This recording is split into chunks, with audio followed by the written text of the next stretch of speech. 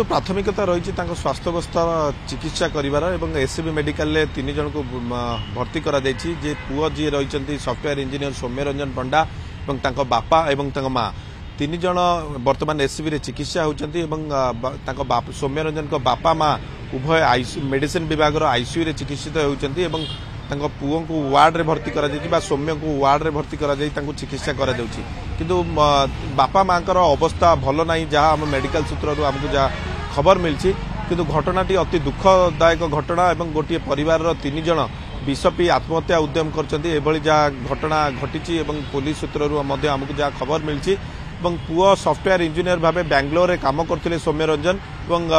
किछि दिन पूर्वे से आसी कटक को सीडीए सेक्टर 6 रे भड़ारे रोते कौन पाई एभली निष्पत्ति नेले कहीं निष्पत्ति नेले यार करुण परिणति एते भयंकर हम बोली बोधे से भावी नथिबे कहीं तीन जन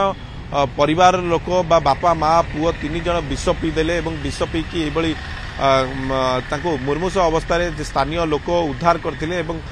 जी घर मालिक प्रथमे जानिबा को पाइले जेहेतु घर लॉक थिला कई खोली नथिले दीर्घ समय धरी यहाँ पर से पुलिस को खबर देते स्थानीय पुलिस मरकतनगर पुलिस घटनास्थल में पहुंचला घरे सेक्टर 6 रो जो भड़ा घरे सेठारे पहुंचला सेठारु उद्धार करा उद्धार करा एससीबी मेडिकल में भर्ती करा तेज वर्तमान सुधा स्पष्ट जना पड़नी जे प्रकृत में तीन जन जाक कहीं आत्महत्या उद्यम कले परिवार में कौन अशांति रही कि अन्य किसी कारण से कथा वर्तमान सुधा कौन स्पष्ट सूचना मिलनी।